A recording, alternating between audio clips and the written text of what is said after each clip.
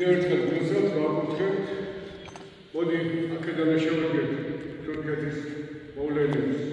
აქ ჩვენ ვართ მანგლისის ტაძარში. ეს არის ერთ-ერთი პირველი ტაძარი, რომელიც აშენდა საქართველოში. ასეთი მდგომარეობა იყო, რომელიც აღწერილია ჩვენ წიგნებში, ქართლის ცხოვრებაში და კიდე სხვაგან. რომ როცა მეფე მირიანი გაქრისტიანდა, წმინდანმა შეეკითხა, გავქნა, უთხრა, რომ შეავადმყოფინოთ დიდ იმპერატორს, ქრისტიან კონსტანტინეს და წავიდა საქართველოსთან დელეგაცია, მაშინ რომში იჯდა კონსტანტინე, ჩავიდნენ რომში, თქვა ესე კონსტანტინე, რომ დიდი ერი მოიქცა, იბერიელი, მაშინ იყო დიდი ხალხი იყო. ახლა ამბობთ ცირად, მაშინ დიდი ხალხი. მისმა დედა მელენემ მოიპოვა 326 იერუსალიმში ფერხთა ფიცარი, სამსჯვარი უფლისა და ჯვარი თითო, რომელზეც გააკრეს იესო ქრისტე და იმ ჯვართან ერთად იყო რა სამსჯვალები, ანუ ლურსმნები და ფერხთაც იდგა ფერხთა ფიცარი. აი ეს ფერხთა ფიცარი და სამსჯვალები გამოაგზავნეს საქართველოში, გამოაყენეს ესე იგი ქვითხურვები, ანუ ხუროთმოძღვრები, შემოვიდნენ საქართველოში. პირველი ეკლესია ააშენეს ერუშეთში. ჩვენ ახლა მივიდივართ იქ სწორედ ერუშეთში არის თურქეთში, მაგრამ იყო მაშინ საქართველოში, ერუშეთში მივიდივართ და მოვიდნენ და ჩაყარეს აქ საფუძველი. ასე რომ პირველი ეკლესია აქ სვეტიცხოველზე ადრე, აი აქ იყო. ცოტა ეს იყო დასვენებული სიონის კანკელში, ივანე მაგლილის ხატი და იმის წინ არის დღესაც არის სარკოფაგი ივანე მაგლილის აი სიონში. იმერე ჩვენო უზრუნველესო პატრიარქო ინეო რომ ჩამოაგზავნა მაგლიში ეს ხატი არსება, ესაა ჩვენი ხატი და შეგეციოთ ყოვლადწმინდა ღვთისმშობელი ერთად დაგვრესოთ და გაკურთხოთ. 2024 წლის 5 აგვისტოს მანგლელი მიტროპოლიტის ანანია ჯაფარიძის ლოცვა-კურთხევით გადამღები ჯგუფი მომლოცველებთან ერთად გაემგზავრა თურქეთში, ქართველი ერის უძველეს სამშობლოში, არიან ქართლში.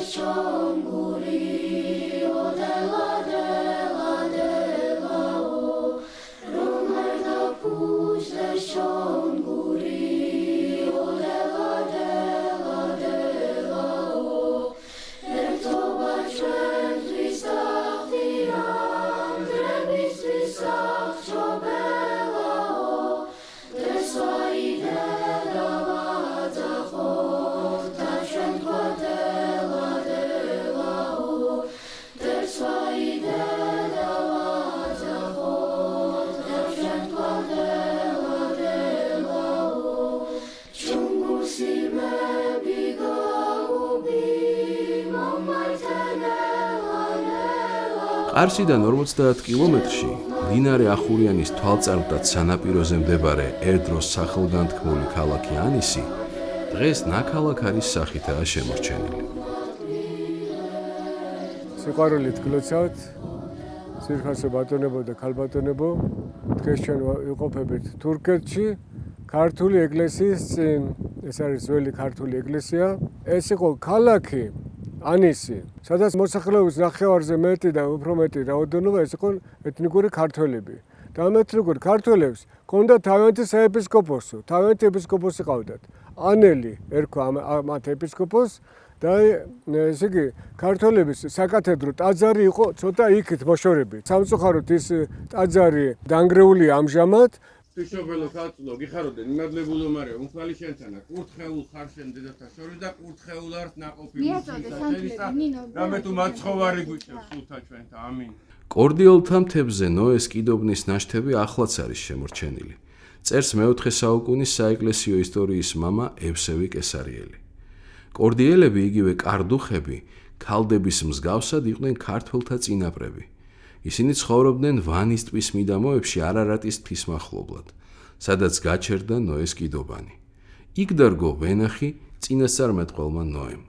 ბიბლიური პირველ ისტორიით პირველი მიწათმოქმედები და მევენახეები ბიბლიის ჭეშმარიტად შემქმნელი წინასწარმეტყველები იყვნენ. ქართველი ხალხი არის ამ მოდგმის ერთადერთი ცოცხალი მემკვიდრე. თქვენ წინაშეა მსოფლიოში უძველესი ქართული ქვევრი. თბილისთან ახლოს ხრამის დიდგორაზია ნაპოვნი 8000 წლის. ამაზე ძველი ქვევრი ჯერჯერობით მსოფლიოში არ არის აღმოჩენილი. ადრინდელ ხანაში არარატის მთის სახელი იყო კარდუ. მთებს არქმევდნენ ღვთაებათა სახელებს. არარატი მთა კარდუს გვიანდელი სახელია. კარდუსგან არის მიღებული ქართუ, ქართველი. ქალდეა იყო ყველა ქართველი ტომის საერთო პირველი სამშობლო. აკადემიკოსი ივანე ჯავახიშვილი. თეოლოგის და ისტორიკოსის არქიმანდრიტ პეტრე სოლიარსკის ცნობით, ქალდებელთა კასტური ოლიგარქია მოიცავდა ბაბილონის შუმერის და ძველი ეგვიპტის ქურუმებს. კასტის ცოცხალი ერთადერთი მემკვიდრე ქართველი ხალხია. ძველი წელთაღრიცხვის მე-6 საუკუნეში არმენიელები შეიჭრნენ ხალდების, ხალიბებისა და კარდუხების მიწა-წყალზე და შუაზე გაკვეთეს ვანის ტბის პირეთიდან ვიდრე შავი ზღვის პირეთამდე გადაჭიმული ქართველთა ვრცელი ქვეყანა. წერს მცირე აზიის ცნობილი მკვლევარი ადონცი. ცენტრში აღმოჩნდნენ სომხური ტომები, სამხრეთით კარდუხები, ჩრდილოეთით კი ქალდეველები. ძველი წელთაღრიცხვის 401 წელს ქსენოფონტეს ბერძენთა 10,000 კაციანი ჯარი შავი ზღვის ნავსადგურებით ბაბილონის ბრძოლის ადგილიდან გადაყავდა საბერძნეთში. ამიტომ მას გავლა მოუხდა ქართულ ტომთა მიწა-წყალზე, სადაც თავისი თვალით იხილა თუ როგორ ებრძოდნენ ქართული ტომები მათ ქვეყანაში შეჭრილ არმენიელებს და მათ მფარველ სპარსელებს. რაც შემდგომ ქსენოფონტემ აღწერა თავის თხზულებაში ანაბასისი.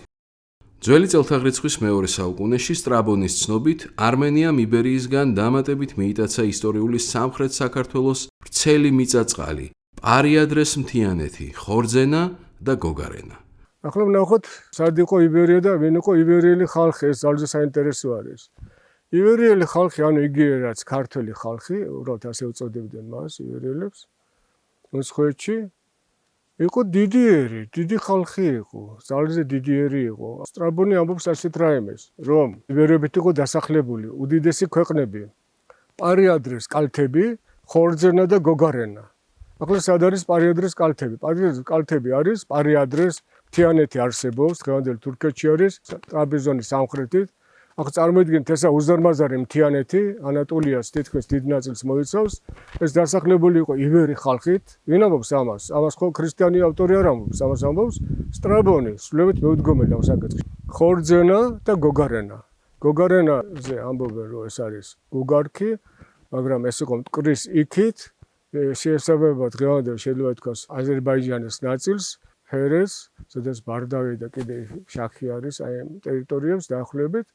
ხოლო ხორძენაზე დღეს ამბობენ, რომ თითქოს ეს მაინდამაინც დიდი ქვეყანა არ იყო, მაგრამ სინამდვილე იყო რა თქმა უნდა დიდი ქვეყანა, საიდან პარიადრედან გოგარენამდე, ანუ პარიადრედან, ანუ ტრაპეზუნტიდან წარმოვიდგინოთ, ვიდრე მტკვარ არაქსის შესართავამდე. აი ეს მიწა-წყალი, უზარმაზარი ტერიტორია, დღევანდელი საქართველოს სამხრეთით, რომელიც ახლა დღეს არის თურქეთში. შეიძლება ითქვას თურქეთის ჩრდილოეთი ნაწილი. ეს იყო იბერების ქვეყანა, იბერებით დასახლებული ქვეყანა. არის თუ რა ახლა ჩვენთან ამის შესახებ ცნობები არის, ჩვენი წყაროები ამ ქვეყანას ეწოდებენ არიან ქართლს. ცნობა ქართველთა თავდაპირველი სამშობლოს არიან ქართლის შესახებ უძველეს ქართულ მატიანეს მოქცევაი ქართლისაის შემოუნახავს. ისტორიულ ლიტერატურაში სიმბოლური სახელით ცნობილი ქართველთა თავდაპირველი სამშობლო არიან ქართლი სათანადოდ განმარტებული არ არის. არიანა ვეიჯა ნიშნავს ირანის ქართლს, ღმერთების მიწას. ირანი მიდიის ძველი სახელია, დოქტორი ცირა ინსკირველი. ანტიკური და ქართული წყაროები მიდიის სახელმწიფოს დაარსებას კოლხი მედეასა და მისი ძის მიდის სახელებს უკავშირებენ. როცა არმენიული ტომები თანდათან ძლიერდებოდნენ და ასე იგი მოადგნენ ამ არიან ქართლს, როგორც ჩანს, დიდი ომები იყო და ომების გამო არიან ქართლის მეფემ იარედოსმა თავისი ვაჟი აზონი გამოაგზავნა უფრო ჩრდილოეთით, მოვიდა ეს მცხეთაში და ამ დროს იყო ალექსანდრე მაკედონელის ეპოქა და ამ ეპოქაში მრავალი სამეფო ჩამოყალიბდა, მათ შორის აზონის სახელმწიფო ჩამოყალიბდა და ესე იგი შეიქმნა მცხეთის ქართლის სამეფო. ვიმყოფებით არმას ციხეზე, რომელიც ქართლის მეფეთა რეზიდენცია იყო მცხეთის დედაქალაქობის პერიოდში. მცხეთა კი მოგეხსენებათ, გაშენებული იყო მტკვრისა და არაგვის ხერთვისში და მის ორივე ნაპირზე. ეს იყო მეფეთა საჯდომი რეზიდენცია, სადაც 28 მეფე წარმართი მირიანამდე აი აქ არმას ციხეზე 30 ჰექტარი ფართობია ესა.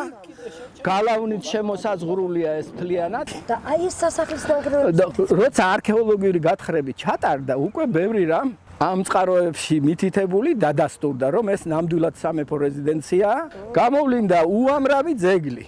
თუმცა გაითხარა მხოლოდ ნაწილი ამ ტერიტორიის. აქ არის აღმოჩენილი აი სასახლე. აქვე არის ტაძარი, აბანოები, წყალსადენები, ყველაფერი ის რაც ჭირდებოდა იმისთვის, რომ აქ ეცხოვრათ მეფეებს და მათ მსახურ პირებს. ეს აბანო არის პირველი საუკუნეები, მეორე, მესამე და მეოთხეც შედის ამაში. ესე იგი შედგება ანუ ცივი აბანო, თბილი აბანო და ცხელი აბანო. გარდა არქიტექტურისა, წარწერებიც არის, რომ მეფეს აუშენეს აბანო, ის დედოფალს აუშენეს.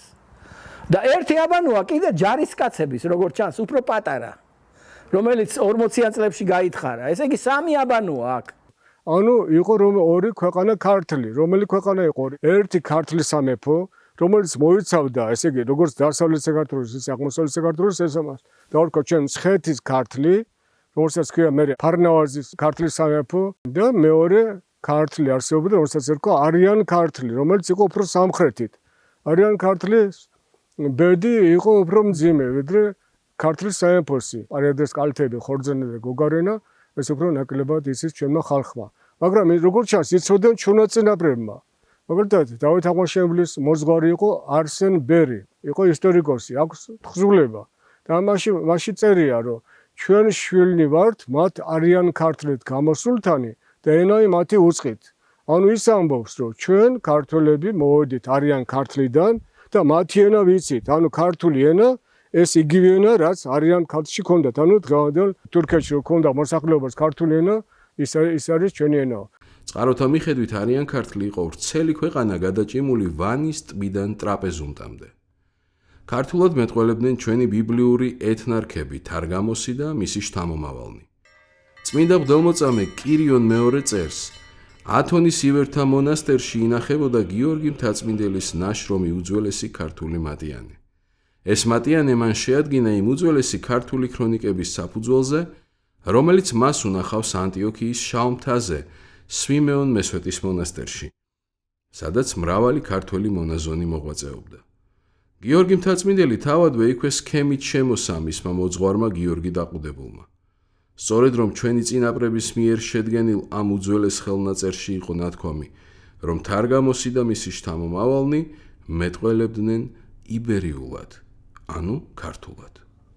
სვიმეონ მესვეტის ლავრაში გიორგი მთაწმინდელის ხელით დაწერილ საქართველოს ისტორიის ქრონიკებზე დაყრდნობით დაწერა თეიმურაზ ბატონიშვილმა ისტორია დასაბამიდან ივერიისა. ცირაინწკირველის მოსაზრებით ქართულთა თავდაპირველი სამშობლოდან არიან ქართლიდან მოვიდნენ საქართველოს ახლანდელ ტერიტორიაზე ქართულთა ბიბლიური ეთნარქები, ნოეს ძის იაფეთის შვილიშვილი თარგამოსი და მისი 8 ვაჟი. მოიარებით ნათქვამი იქედან მოვიდნენ, სადაც დაინგრა ბაბილონის გოდოლი. დამაჯერებლად ვერ ჟღერს, ვერ გვარწმუნებს იმაში, რომ ისინი მოვიდნენ ბაბილონიდან. დოქტორი ცირაინწკირველი. გათხრების შემდეგ ამ მთაზე აღმოჩნდა პოსტამენტი, სადაც უნდა მდგარიყო ფარნავაზის კერპი. მე ისტორიე მოგვითხრობს, რომ სწორედ იმ ადგილის წინ დამარხეს ქართლოსი. ეს ადგილია მთის წვერზე, იქ სადაც არის აღმოჩენილი ნაშენი. ანუ პოსტამენტი, სადაც იდგა ეს კერპი. ჩვენი დიდი წინაპრები, ქართლოსი და მცხეთოსი ყოფილან ჭეშმარიტი ერთი ღმერთის მაღიარებელი. ეთნონიმი ქართველი წერილობითი ფორმით პირველად მოხსენიებულია მე-5 საუკუნეში. ესე სამარხოი იოჰანე ფურტაველი ეპისკოპოსისაი ქართველისაი. დოქტორმა ჯონ ზელიგმანმა 2002 წლის სექტემბერში იერუსალიმის მახლობლად სოფელ უმლეიზუნში აღმოაჩინა უცნობი მონასტრის ნანგრევები, რომლის მოზაიკური იატაკის ქვეშ აღმოჩნდა აკლდამაში კი სარკოფაგი, სარკოფაგის სარკმელზე აღმოჩნდა წარწერა ესე სამარხოი იოანე ფურტაველი ეპისკოპოსისაი ქართველისაი, რადგან სახეზე გვაქვს წარწერა, რომელიც მე-5 საუკუნის მიწურულით თარიღდება, იოანე ფურტაველი იყო ფურტავიდან. ფურტავი მდებარეობდა ქვემო ქართლში. საქართველოს შუა საუკუნეებში ჰქონდა ორი დიდი ქალაქი, ეს იყო თბილისი და ანისი. დღეს საყოველთაოდ არის ცნობილი, რომ ანისი არის დედაქალაქი სომხეთისა. სინამდვილეში ეს იყო შირაკის სომხური სამეფოს დედაქალაქი ერთი პერიოდი, მაგრამ სულ რამდენიმე საუკუნე და არც კი და სულ მალე ეს სამეფო ბიზანტიელებმა შეიერთეს და დაარსეს აქ იბერიის თემი, თავისი სამხედრო ადმინისტრაციული ერთეული და იბერიის თემის დედაქალაქი იყო სწორედ ანისი და არზრუმი. დღევანდელი არზრუმი. იმიტომ უწოდეს ბიზანტიელებმა იბერიის თემი, რომ ცხოვრები აქ იყვნენ იბერიელები, ანუ ეთნიკური ქართველები. ახლა დღეს ეს არის ეჭვის ქვეშ შესული, რადგან მე-20 საუკუნეში, როცა ჩვენი ეკლესიის ავტოკეფალია გაუქმებული იყო და დაპყრობილი იყო საქართველოს, შეიქმნა შარტიზაციის თეორია, შექმნა პატკანოვმა და ნიკომარმა, ეს იყო ძირითადად რა თქმა უნდა პატკანოვი, ეს იყო სომეხი პროფესორი პეტერბურგის უნივერსიტეტში და ასეთი თეორია ჩამოაყალიბეს მათ, რომ თითქოს ეს იბერები ეთნიკური ქართველები კი არ იყვნენ, არამედ იყვნენ სომეხი ქალკედონიტები. ანუ ეთნიკური სომხები, როგორც ქალკედონური სარწმუნოებისა და დღეს დააჯერეს მთელი მსოფლიო და სხვათა შორის ქართული მეცნიერების უდიდესი ნაწილიც ეთანხმება ამ თეორიას, იმიტომ რომ ვერ გამოდიან საბჭოთა, ასე ვთქვათ, აზროვნების სფეროდან, რომ ეს თითქოს ეს იყო ეთნიკური სომხები. პატკანოვ მარის ქართიზაციის თეორიის თანახმად, ტაო ბასიანისა და მიმდებარე მხარეების მკვიდრი მოსახლეობა ქართველები კი არა, სომხები იყვნენ. მათი გაქართველება მოხდა მას შემდეგ, რაც მათ მიიღეს ქალკედონური სარწმუნოება. ამ თეორიის საფუძველზე ტაო-კლარჯეთში ქართული ეკლესიები გამოცხადდა სომხურად, ხოლო ჩვენი წმინდა მამები, იოანე და გიორგი მთაწმინდელები, ასევე თორნიკე ერისთავი, გრიგოლ ბაკურიანის ძე, მაშენებელი ბულგარეთში პეტრიწონის ქართული სავანისა და სხვა ქართველი დიდებულები ეთნიკურ სომხებად. ჩვენ ვართ ყველაზე წმინდა ადგილას, ერთ-ერთ ყველაზე წმინდა ადგილას, რომელიც კი ჩვენ წინაპრებს ჰქონია, აქ ლოცულობდა, წირავდა და საქართველოსთვის სრომს ვრიდა და თავის სულის უკნევებისთვის. ათასობით წმინდა ადამიანი, ათასობით ადამიანი. ასე რომ დიდი მადლია აი ამ კედლებში. იმათი მადლი, ჩვენი წინაპრების მადლი, ჩვენი წინაპრების ლოცვის მადლი და ვებედრები მათ უკდავს სულებს, რომ აი ეს ძალა და მადლი თქვენ მოგაინჭოთ, საქართველოს მოაინჭოს, რომ უფალმა ღმერთმა ინებოს, რომ გამრავლდეს ქართველი ერი, რომ თქვენ ჯანმრთელად იყოს და ჩვენი ერი გაძლიერდეს, როგორც იყო წინათ უკუნით საოცენა საუკუნეებში და ჩვენი ერის სიძლიერეს ხედავთ. აი ნახეთ ახლა პარხალი, გინდა აი ეს 4 საოცარი დიდებული ტაძარი. ესე იგი როგორი თუნდაც სხვას თავით საინჟინრო გენია ქონდა ჩვენ წინაპრებს იმ დროს, იმ საუკუნეში, ასეთი ოსტატობით, ასეთი სიყვარული, თუ არა სიყვარული, ვერთო დაგლოცეთ, გაკურთხოთ და მოგცეთ ძალა უფალმა, რომ კიდე ბევრი და ბევრი მოვილოცეთ, ბევრი ტაძარი.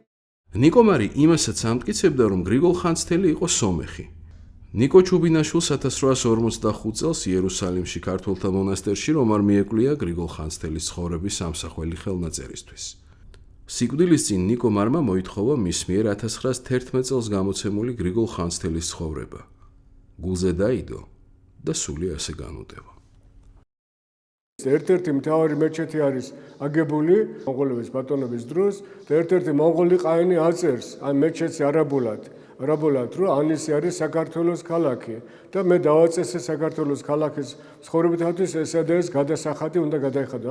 რა თქმა უნდა, ანისი იყო საქართველოს ქალაქი, განსაკუთრებით იმის შემდგომ, რაც დავით აღმაშენებელმა აქ გაათავისუფლა ეს მიწა-წყალი თურქ სერჯიკებისაგან, მუსულმანებისაგან.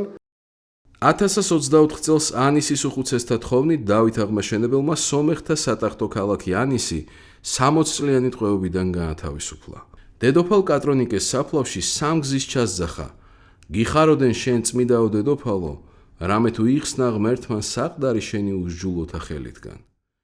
წმიდა მეფის დავით აღმაშენებლის გამოსახულებიანი სპილენძის მონეტა დაცულია ლონდონის მუზეუმში. მონეტის უკანა მხარეს გამოსახულია ჯვარი ასომთავრული წარწერით. დავით მეფე აფხაზთა, ქართველთა, რანთა, კახთა და სომეხთა. ან ეს ძალზე გავრცელდა ეს ნიკომარის თეორია, განსაკუთრებით კომუნისტების დროს, წარმოიდგინეთ ახლა 30-იან წლებში იმ ტერორის დროს ნიკომარი იყო მთავრობის წევრი და უზარმაზარი გავლენა ჰქონდა. მის თეორიის შემდეგ ვინც ავიდოდა, ყველა ზოგს ასახლებდნენ, ზოგს აპატიმრებდნენ. ასე რომ მისი თეორია გავრცელდა, დღესაც არის დანადგილი, რომ თითქოს ამ უზარმაზარი ქვეყნისა, რომელსაც დღეს მართალია თურქეთში, რომელსაც ეწოდება ტაოკ, ლარჯეთი, აი ეს ანისი, ერზრუმი, რომელიც იყო ქართველთა ქვეყანა, თითქოს ესენი ყველანი იყვნენ ეთნიკური სომხები და თითქოს მოხდა მათი გაქართველება. მაშინ როცა სინამდვილეში არის ძველი წყაროები, ვთქვათ ქსენოფონტე, რომელიც ქრისტესშობამდე მე-4 საუკუნეების ამბებს აღწერს, განვიხილოთ სტრაბონი, რომელიც აღწერს ქრისტესშობამდე პირველი საუკუნის ამბებს, ვთქვათ გინდა პროკოფი კესარიელი, რომელიც შედარებით ახალი ავტორია მე-6 საუკუნისა, აგათია სკოლასტიკოსი, ძალზე მნიშვნელოვანი არის და ყველა მათზე ჩვენ შეგვიძლია ცალ-ცალკე საუბარი. სომხეთის ქართველმა მოსახლეობამ გაწყვიტა ყოველგვარი კავშირი სომხურ ეკლესიასთან და დაუბრუნდა დედა ქართული ეკლესიის წიაღს. იმის შემდეგ, რაც 726 წელს მანასკერტის კრებაზე სომხურმა ეკლესიამ საბოლოოდ მიიღო მონოფიზიტური აღსარებლობა. მე-10 საუკუნის მეორე ნახევარში სამხრეთ იბერიაში ჩამოყალიბდა ძლიერი პატრიოტული პოლიტიკური დასი, რომლის სათავეში იდგა იმიერტაოს მეფე დავით მესამე დიდი ბაგრატიონი. ქართული ენის, კულტურის, ქართული სახელმწიფოებრიობისა და ეკლესიის დიდი მოამაგე. მაშენებელი ოშკის, პარხალის, ხახულისა და ოთხთა ეკლესიების. დავით დიდმა დააარსა კვიპროსზე ღალიის მონასტერი. მისი ინიციატივით აშენდა ათონის წმინდა მთაზე იბერთა მონასტერი. დავით მეფემ თავის სამეფო ვანის ტბამდე გაშალა, მაგრამ ეს ბრძოლები არ ყოფილა დაპყრობითი. მან თავის სამეფოს 1500 წლის შემდეგ შემოუერთა იბერიის ის მიწები, რომლებიც ძველი წელთაღრიცხვის მეორე საუკუნეში იბერიას წაართვა არმენიამ. იქ საუკუნეთა მანძილზე ცხოვრობდნენ იქაურ ქართულ ტომთა შთამომავალნი. როცა გარდაიცვალა ჩვენი მეფე დავით კურაპალატი, შემოიჭრა ბასილი, სასტიკად განადგურა ბასიანი, ან დიდი ქართული ქვეყანა უზარმაზარი, კარინი, ანუ დღესაც არზრუმი არის, დიდი ქართული ქვეყანა იყო იმ დროს. ტაო მისი მოსახლეობა სასტიკად განადგურა. ბიზანტიელებმა დაპყრობილ ტერიტორიას დავით დიდის სამეფოს უწოდეს იბერიის თემი და ანისიც მასში შეიყვანეს. სწორედ ამ მიწა-წყალს ერქვა იბერია. რა თქმა უნდა, მცხეთის იბერიაც არსებობდა, ეს იყო მეორე იბერია და იყო ეს იბერია, ანუ იყო ორი იბერია. ამ იბერიას ჩვენი კედრიონის ცნობილი კათოლიკოსი უწოდებს სხვა იბერიას, რომ ეს იგი არ აერიოს აი ამ ძირითად იბერიაში, რომელსაც ჩვენ დღეს ეძახით საქართველოს უწოდებთ, ხოლო ეს არის უფრო სამხრეთით მდებარე მეორე იბერია, დიდი ქართული ქვეყანა. ეხლა ახურიანის სანაპიროზე ვართ, ანუ ამასაც მოიცავდა რა თქმა უნდა იბერია და ეს იყო ძალზე დიდი ქვეყანა, დიდი ხალხი, ასე რომ ჩვენ ვართ სწორედ მის მატერიალურ გამოხატულებაზე. ეს არის ქართული ეკლესია, ანუ იბერების ეკლესია და ეს არის გვირგვინი, შეიძლება ითქვას, იმ იბერიული ცნობიერებისა, ქართული ცნობიერებისა ვართ წმინდანოს წინაშე და სვეტიცხოვლის წინაშე ვდგევართ. ანისის მცირე ქართული ეკლესია დგას ქალაქის მთავარ შესასვლელთან, ეგრეთ წოდებულ ლომის კარიბჭესთან. იგი ბაზილიკის ტიპის საშუალო ზომის დარბაზული ეკლესიაა, აგებული კარგად თლილი წითელი ტუფით, დუღაბზე. ჰერმან აბიხს ტაძარი როცა უნახავს, ისე მოწონებია, რომ მისთვის ანისის მარგალიტი უწოდებია. მეცნიერთა აზრით, ანისის მცირე ქართული ეკლესია სავარაუდოდ უნდა აეგოთ 1044 წელს, როცა პირველად სომხებმა ანისი გამგებლობაში გადასცეს ქართველ ბაგრატიონებს. ამჟამად ტაძარი დანგრეულია. ტაძრის ჩრდილოეთ კედელზე თაღების ქვეშ ნიშებში შემორჩენილია ორი რელიეფი: ხარება და მარიამისგან ელისაბედის მოკითხვა.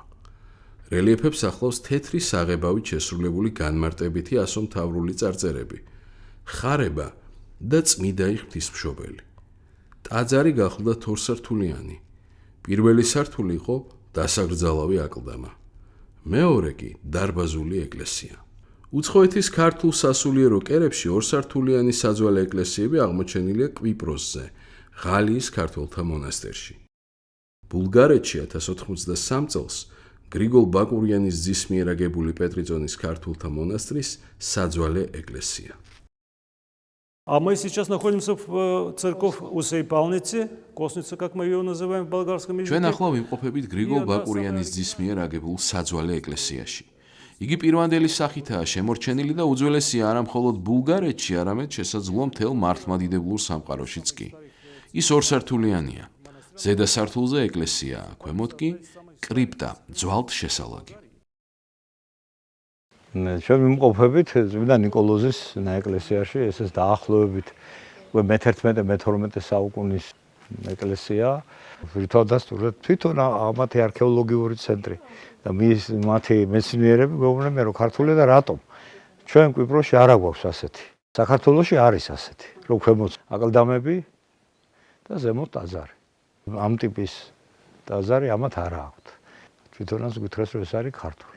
1910 წელს ანიში ნიკომარის ხელმძღვანელობით ჩატარებული არქეოლოგიური გათხრებისას გამოვლინდა საქართველოს კათოლიკოს პატრიარქის ეტიფანეს ვრცელი ლაპიდარული წარწერა, ამოკვეთილი 1218 წელს საკათედრო ტაძრის სამხრეთ კედელზე. ახლა ეწერა, რომ მე ჩამოვედი საქართველოს კათოლიკოს პატრიარქი ეტიფანე ქალაქ ანიში, თქვენ ქართველო მე გავიგე ქართულ მრევლს თავის სამღვდელოებასთან აქვს დავა, სამღვდელოება ითხოვს დიდ გასამჯელოს, აი თქვათ ნათლობისთვის თუ წესისაგებისთვის თუ სხვადასხვა, ქართველებო ჩამოვედი ამ საჩივრის საქმეზე და მე თქვენ გიტოვებთ აქ წარწერას, რომ ეს ყველა მიცოდეს, რომ და ამბობს, რომ აი თქვენ ქართველო მღვდლებო, თქვენ უსასყიდლოდ მოგცათ უფალმა ესმადრი და თქვენც უნდა გასცეთ უსასყიდლოდ, მაგრამ მეორე მხრით ეუბნება ამ რევლს, რომ არა თქვენ მლეწველ ხარს პირს მოაუკრავ, ანუ ლეწვის დროს ზოგჯერ პირს აუკრავდნენ ხარს რო არ ეჭამა, ზედმეტი და ეგ არის ნათქვამი, რომ მლეწველ ხარს პირს მოაუკრავ, ანუ თუ სამღვდელობა თქვენ გემსახურებათ, ის ამით არსებობს, ის ამით ცხოვრობს, ის სულიერად მოღვაწეობს თქვენთვის ლოცულობს და თქვენც რაღაც უნდა მისცეთ მას. ნაქალაქარ ანისის აღმოსავლეთ ნაწილში, მდინარე ახურიანის მარჯვენა სანაპიროზე, დღემდე დგას მთელი თავისი დიდებულებით კარგად ნათალი, უნაბისფერი ტუფით ნაშენი გუმბათიანი ეკლესია, წმინდა გრიგოლის სახელობის ანისის დიდი ქართული ტაძარი. ეკლესიის სამხრეთ კედელზე თაღნარის აღმოსავლეთ ნაწილში არსებული სომხური სამშენებლო წარწერა გვამცნობს, რომ იგი 1215 წელს წმინდა გრიგოლ განმანათლებლის სახელზე ააგო მდიდარმა ანისელმა ვაჭარმა ტიგრან ჰონენცმა. წარწერიდან ისიც ირკვევა, რომ ტიგრან ჰონენცი მართლმადიდებელია და ძირეულადაა დაკავშირებული ქართულ სამყაროსთან. იგი სომხურ სამშენებლო წარწერაში წერს, რომ ეკლესია შეამკო ხატებით. საგულისხმო აქ არის ის, რომ იგი სომხურ დედანში ხმარობს ქართულ სიტყვას ხატი, რაც იმას ნიშნავს, რომ მას მხედველობაში აქვს ქართული მართლმადიდებლური ეკლესიის ხატი, რომელსაც სომეხთა ეროვნული ეკლესია არ იწყნარებდა. აღნიშნავს აკადემიკოსი ნიკო მარი. ტიგრან ჰონენცი ეს იყო აქაური ვაჭარი, ეთნიკური იბერი, დიდი სახსრები გაიღო, რომ ქართველებს ქონოდათ ეს ეკლესია. რატო ქართველებს? საიდან ვიცით ესა? იმიქიდან ვიცით, რომ როცა გამოხატავდნენ ისინი წმინდანს თავის ეკლესიაში, რა თქმა უნდა ეს იყო ქართულენოვანი წირველოცვა. ილია მართალი ბრძანებდა, რომ ქვები ღაღადებენ, ასევე აი ვინც მოვა ტაძარში ფრესკები ღაღადებენ და ფრესკების ჩვენ დღეს მარტო დავაფიქსირეთ 20-ზე მეტი ქართული წარწერა ფრესკაზე. ახლა რატო ამბობ ამას? განსაკუთრებით, იმიტომ რომ სულ ახალ თბილისში ძალზე კომპეტენტური პირები მესაუბრენ და თქვენს რომ არა, იქ არის ერთი რაღაცა პატარა ქართული წარწერა, აი ასეთ რაღაცას ამბობენ, აი გარედან ხო სომხურად დაწერიაო გარედანო. თორე შიგნით რა ხდება? შიგნით იყო წირვა, ლოცვა, ქართულ ენაზე დიდხან საუკუნეების წლების მანძილზე და ფრესკებზე, როგორც გითხარით, ჩვენ 20-ზე მეტი ქართული წარწერა ვნახეთ. ეს ფრესკული გამოხატულება სვეტიცხოვლისა, ანუ წმინდანის არის ერთ-ერთი ყველაზე უძველესი. ჩვენ ვართ, ესე იგი, ფაქტის წინაშე, რომ ეს არის დიდება და მშვენება ქართული კულტურისა, საქართველოსი, ქართული ერისა და ქართული ეკლესიისა. ამიტომ უნდა მეკცეს ამ ეკლესიას ძალზე დიდი ყურადღება, რომ ესე იგი ახლა საყოველთაოდ არის გავრცელებული, რადგანაც ამ კაცის სახელი და გვარი ჟღერს სომხურად ტიგრან ხონენცი, რომელსაც დააფინანსა ამ ეკლესიის მშენებლობა, ესე იგი, რა თქმა უნდა, ეს იყო სომეხი და სომხურია. სინამდვილეში ეს არის თარგმანი, ხონენცი რას ნიშნავს? ნიშნავს ორ რამეს, ესე იგი, ხუნანელი, ხონანი იყო ერთ-ერთი ქართული ქალაქი, თქვენ იცით, ხუნანის, ესე იგი, საერისთავო და ხუნანის ციხესიმაგრე არსებობდა, რა თქმა უნდა, ეს იყო იბერი, ანუ ეთნიკური ქართველი. გიორგი ჭეიშვილის წიგნში ქვეყანა ანისისა ვკითხულობთ. არქეოლოგი ჟან პიერ მაემ ტიგრან ჰონენცის მამის სახელში, სულემას მატორენცი, ქართული ძირები დაინახა. ჟან პიერ მაეს კვლევით ტიგრანის მამის დედა ან დიდედა ქართველი უნდა ყოფილიყო. საყურადღებო, რომ ტიგრან ჰონენცის სომხური წარწერა იწყება ქართული მოსახსენიებლით ნათელს შეუნდვენ ღმერთმან. წარწერა ამჟამად აღარ ჩანს და მაინც ვინ იყო ის ქართველი მართლმადიდებელი სახელით ნათელი. ჩვენ ხელთ გვაქვს ტაო-კლარჯეთის ისტორიისა და კულტურის ძეგლების კატალოგი. პროექტის სამეცნიერო ხელმძღვანელი და რედაქტორია ისტორიის მეცნიერებათა დოქტორი ბუბა კუდავა. კატალოგში მოხსენიებულია ვაჩეძორის მონასტრის ერთი დოკუმენტი, რომელიც გვაწვდის ინფორმაციას ტაოელი ერისთავთერისთავის ნათელი ფანასკერტელის შესახებ. ისტორიულ ტაოში 1907 წელს ვაჩეძორის მონასტრის ნანგრევების მახლობლად მდებარე მღვიმეში აღმოაჩინეს მონასტრის დოკუმენტები. ისინი აღწერა და ფოტოები გადაუღო ექვთიმე თაყაიშვილმა. ისტორიული დოკუმენტის ფოტოპირი დაცულია ექვთიმე თაყაიშვილის პირად არქივში. ერთ-ერთი დოკუმენტი ვაჩეძორის მონასტრის საკრებულოს მიერ დაწერილია ნათელის, მისი შვილების ერისთავთერისთავის და მეჭუჭლე თუღუცესის, ზაზა ფანასკერტელისა და ციცისადმი. ანისის წმინდა გრიგოლის დიდი ქართული ტაძრის შესასვლელის მაღლა, დასავლეთის კედლის ფრონტონში ჩასმულია ქართულ წარწერიანი ქვა. მიუხედავად ძლიერი დაზიანებისა, წარწერა ცნობილმა მეცნიერმა ბუბა კუდავამ შემდეგნაირად წაიკითხა: წყალობის მომცემელი, შემწე და მფარველი ტიგრანისი. ტიგრანი მართლმადიდებელია და რომ იგი სწორედაც მართლმადიდებლურ ქართულ ტაძარს აშენებს. სხვაგვარად სრულიად გაუგებარი იქნებოდა ასეთ მნიშვნელოვან ადგილას ქართულ წარწერიანი ჯვრის რელიეფის ჩასმა და ტექსტში ქართულად იმის აღნიშვნა, რომ იგი ტიგრანის შემწეა. დოქტორი ბუბა კუდავა. ანისის წმინდა გრიგოლის დიდი ქართული ტაძარი სამხრეთ კავკასიის ერთ-ერთი გამორჩეული ქრისტიანული ძეგლია. ტაძრის ფრესკული მხატვრობა კი უცხოეთში ქართული მონუმენტური მხატვრობის ერთ-ერთი საუკეთესო ნიმუშია. საკურთხევლის ზედა რეგისტრში ლურჯ და მოყვითალო ფონზე წარმოდგენილია მოციქულთა ზიარების სცენა დამოუკიდებელი კომპოზიციების სახით.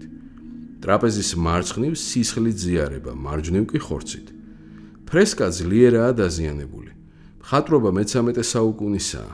უცხოეთის ქართული სასულიერო კერებიდან პეტრიწონის ქართულთა სავანის საძვალე ეკლესიის საკურთხეველში უკვე მე-11 საუკუნეში არსებობდა ფრესკა მოციქულთა ზიარება, დამოუკიდებელი კომპოზიციების სახით. მხატვრობა უბწყინვალესია და ეკუთვნის ხატმწერს იოანე ივერიელს. აქ წარმოდგენილი ფრესკა ცხეთაში მომხდარი სასწაული უფლის კურთხევითა და წმინდა ნინოს ლოცვით, ანგელოზთა მიერ ცხოველმყოფელი სვეტის სასწაულებრივი აღმართვა დღეისათვის ცნობილ გამოსახულებათაგან უძველესია. სვეტის მარჯვენა მხარეს მძინარე მდგომარეობაში გამოსახული არიან წმინდა ნინოს მოწაფეები. მღვიძარია მხოლოდ მღვდელი აბიათარის ქალიშვილი სიდონია და ნანა დედოფლის სეფე-ქალი შროშანა. მხოლოდ სიდონიამ და შროშანამ იხილეს წმინდა ნინოს ლოცვით გამთენიისას ნათელმოსილმა ჭაბუკმა როგორ აზიდა სვეტი. იმ დღეს მოხდა დიდი სასწაულები. მთელი მცხეთა დაიძრა სამეფო ბაღიდან გამომავალი ნათლის სვეტის სანახავად, რომელიც ელვასავით ცამდე აღწევდა. ქალაქის ხიდი ხალხით იყო გადაჭედილი. მოულოდნელად ქალს ყრმა ხელიდან გაუსხლდა და მდინარეში ჩავარდა. სასოწარკვეთილი დედა მდინარეში გადაეშვა. ამ უბედურმა შემთხვევამ ხალხს თავზარი დასცა, მაგრამ მოხდა სასწაული. დედაშვილი ნაპირზე მშვიდობით გამოვიდა. ქალმა მოყვა ბაღიდან გამომავალმა ცეცხლის სვეტმა დედაშვილი როგორ შეაერთა და ნაპირზე უნებლად გაიყვანა. სვეტი ცხოველო ბრწყინვალეო, ღვთივ აღმართებულო, განანათლე მგალობელნი და მადიდებელნი შენნი. ესე იგი ეს არის სიდონია, კვართი აქვს უპყრია ხელში, როცა წინათ ვიყავით ჩვენ უფრო ჩანდა ესა და ახლა აღარ ჩანს. წმიდა მეფე დავით აღმაშენებელს ერთხელაც ეჭვი შეპარვია, ვინ უწყის რა არის ამ სვეტის ქვეშ, ნეტავ რას ვცემთ თაყვანს. იმ ღამესვე დავით მეფე სიზმრისეულ ჩვენებაში უხილავს სვეტზე მჯდარი მოხუცი, რომლის სახე თურმე ისე ბრწყინავდა, რომ მეფე თვალს ვერ უსწორებდა. მეფეს მოესმა უფლის ხმა. დავით, არიცი ვინ ვარ? აქ ვისაც ხედავ, ის ვისაც ჩემს მიმართ აქვს სასოება მტკიცე, არასოდეს შერცხვება. ნუ ხარ ურწმუნო ჩემს მიმართ, რამე თუ მათ ვისაც ჩემი არ სწამს, დაისჯება. მეფეს ზილი გაუხდა. გათენებას არ დაელოდა და სვეტი ცხოვლის ტაძარში ცისკრის ლოცვისას მივიდა. მუხლი მოიდრიკა ცხოველის სვეტის წინაშე და თავისი ეჭვის გამო უფალს მხურვალე ცრემლებით შენდობას თხოვა. კვართი უფლისა იყო პირველი საფრთხო კურთხევა მოწამეობრივი საქართველოსთვის და უეჭველი წინდიც იმისა, რომ უფალი მარადის შემწედა მფარველი იქნება იმ ნეტარი ქვეყნისა, რომელიც წილად ხვდა მოქცევა განათლებისათვის მის ყოლაწმინდა დედას, მარადის ქალწულ მარიამს. წმინდა მღვდელმოწამე კირიონ მეორე, სრულიად საქართველოს კათოლიკოს პატრიარქი. ნიკომარის ცნობით ტაძრის დასავლეთის მინაშენში იყო თამარ მეფის ფრესკა. აქ გახლავთ მთელი კომპოზიცია მეფე ქალისა. თითქო ტახტზე ისე ნამდვილ ამაზონურად ზის მეფე ძულომზე. ირგვლივ ქვევით და ზევით თავი მოუყრიათ 4 ფეხთა მფრინველ ცხოველებს. ზოგი მისდევს და მიეტრფის, ზოგი წინ უხდება ან მიურბის. ყველა მეფის მაქებელ მადიდებელია.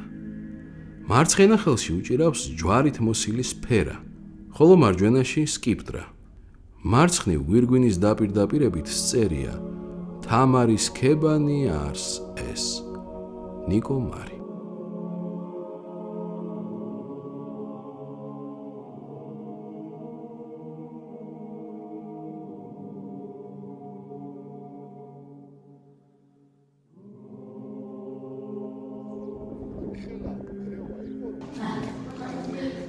რამეს ხედავ ბატონუზა? დიახ, ხედავ. ხენი, თავი, მახვილი, ხელი. ეს გახლავთ წმინდა გიორგის ფრესკა, რომელიც არ არის დედამიწაზე არც წყაროში აღწერილი და როდესაც საშუალება მოეცა ჩვენ სტრატეგიულ პარტნიორულ წარმომადგენლებს სომხებს მაქსიმალურად ეს ტაძარი გადაარჩათ.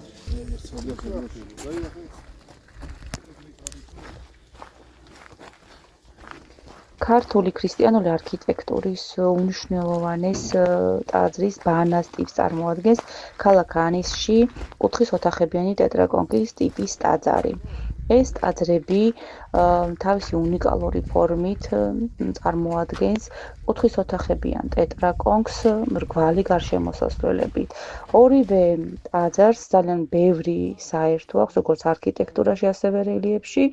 ვახუშტი ბატონიშვილი ბანას ტაძარს მე-10 საუკუნით ათარიღებს, ხოლო რაც შეეხება ქალაქ ანიშში იგივე ტიპის ტაძარს, ქართული ხასიათით, ქართული თვისებებით 1001 წელს ანიჭებს დიდი მეცნიერი ვახტანგ ბერიძე. განსხვავება არის ის, რომ აქ გარე შემოსასვლელი ნართექსი არ არის თაღნარით და არ არის ის თაღნარი გვიან ამოყვანილი. ხო და გაუწევია და ყველაფერი კარგად ჩანს, ბანაში სულ ჩაყრილია და ბანასთან შედარებით ეს არის 300 წლის ახალგაზრდა. ილით წარ. ონ ბანას თუ ქონდა გარე ფასადი ესე ღია, აბა თლიანად გარშემო დახურული ფასადი. ოღონდ არის ზომაში მცირე. ზუსტად ისეთივია. ჩვენმა უწმინდესმა პატრიარქმა დაახლოებით 15-20 წლის წინ დაარსა რეალური ისტორიის დამდგენი მუდმივ მოქმედი კომისია. რადგანაც ჩვენ პატრიარქს მიაჩნდა და მიაჩნია, რომ ათეიზმის ეპოქაში, ანუ მთელი მე-20 საუკუნე ყალბდებოდა ქართული ისტორიოგრაფია, ეკლესიის ისტორია. ასე, რა თქმა უნდა, მე-19 საუკუნეში, როცა ჩვენი ეკლესიის ავტოკეფალია გაუქმებული იყო და ამასთანავე დაპყრობილი იყო საქართველო, ანუ ჩვენ სახელმწიფო არ ჰქონდა. ასე დროს გააყალბეს ჩვენი ისტორია, ძალზე ძნელი იყო, რა თქმა უნდა, ეკლესიის ისტორიის წერა, მით უმეტეს რეალური ისტორიის წერა. და პატრიარქის ლოცვა-კურთხევით მოამზადეთ წიგნი, რომელსაც ეწოდება არიან ქართლი. თქვენ იცით, რომ ჩვენი მატიანეების მიხედვით არსებობდა დიდი ქართული ქვეყანა დღევანდელი საქართველოს სამხრეთით, რომელსაც ერქვა არიან ქართლი და მას მართავდნენ არიან ქართველთა მეფეები, ანუ არიან ქართველთა ქვეყანა ყოფილა ჩვენი, რა თქვათ, წინაპრების სამშობლო, როგორც თქვა უნდა საქართველოსთან ერთად. ეს იყო ერთი ეთნიკური სივრცე, ერთი ნაციის ხალხის სივრცე, ქართული ხალხის, ოღონ არიან ქართლში იყო ჩვენი სამეფო დინასტია იმჟამად, ანუ როდის ქრისტეშობამდე მე-6 საუკუნეში, მე-5 საუკუნეში და ასე შემდგომ და მე არიან ქართველთა მეფისზე ჩამოსულა მცხეთაში, ანუ ელიტამ გადმოინაცვალა სამხრეთიდან ჩრდილოეთისაკენ მცხეთაში და აზონი ყოფილა სწორედ არიან ქართველთა მეფისზე. ახლა ისმის კითხვა მუდამ იყო ჩვენს ისტორიოგრაფიაში, სად იყო ქვეყანა არიან ქართლი და სწორედ დღეს ჩვენ ვართ არიან ქართლის ქვეყანაში. მომავალი თაობა, რა თქმა უნდა, უკეთ გამოიკვლის, მაგრამ ჩვენ ვიკვლევით, ეს არის არიან ქართველთა ქვეყანა, არიან ქართლი, სწორედ ეს არის ვართ ანიში დღეს. თურქეთის ქალაქი, ეს არის ნაქალაქარი, დიდი უზარმაზარი ნაქალაქარი ანისი. ქართული წირვა-ლოცვა იყო გაჩაღებული, ქართული მრევლი იყო ქალაქ ანიში და ეს იყო მთლიანად არიან ქართლი. დიახ, ეს არიან, რომელსაც უწოდებს სტრაბონი იბერთა ქვეყანას, რომელიც მერე მიიტაცეს არმენიის მეფეებმა, არტაქსიამ და ზარიადრემ, ეს მოხდა ქრისტეშობამდე მეორე საუკუნეში და იმის მიტაცების მერე საქართველოს დაკარგა ეს იგი დიდი ტერიტორიები პარიადრეს ქედის, ანუ ტრაპიზონიდან მოყოლებული და ვანის ტბამდე ქართველთა ქვეყანა იყო დაბრუნებული. ეს იგი ცდილობდა ჯერ ფარნავაზი არის ქართლის ცხოვრებაში, მერე ვახტანგ გორგასალის ლაშქრობა თუ გახსოვთ ერზრუმიდან, ანუ კარნუ ქალაქიდან სამხრეთით ვახტანგ გორგასალი, ჩვენი მეფეები, მერე ბოლოს აქ ქართველთა სამეფო აღსდგა, ტაოს ქართველთა სამეფო აღსდგა, დავით ყურაპალატი იყო აქაური მეფე, ეს იყო ოღონ მე-10 საუკუნეში, მერე აქ იყო იბერიის თემი და ეს იყო მერე დავითის სახელმწიფო,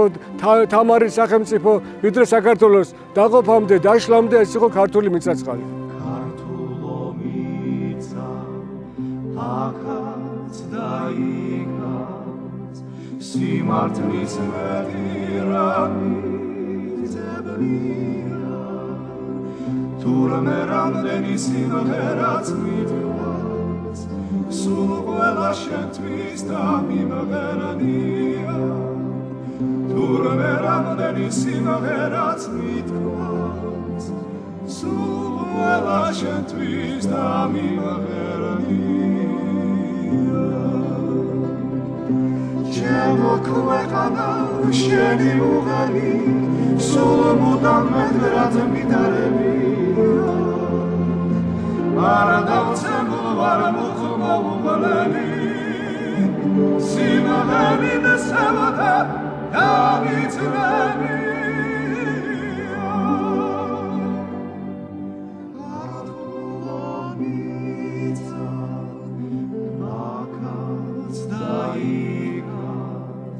სიმართლის მედირამიძებნია, თურმე რამდენი სიმღერაც მითქვას, სულ ყველა შენთვის დამიმღერნია,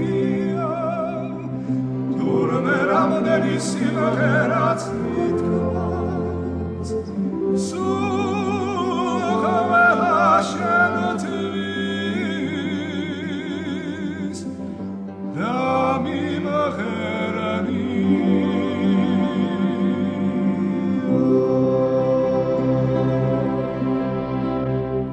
უფალო იესო ქრისტეო, ძეო და სიტყვა ღვთისა ცხოველისაო, ღვთისმშობელისა მიერ შეგვიწყალენ ჩვენ. ამინ.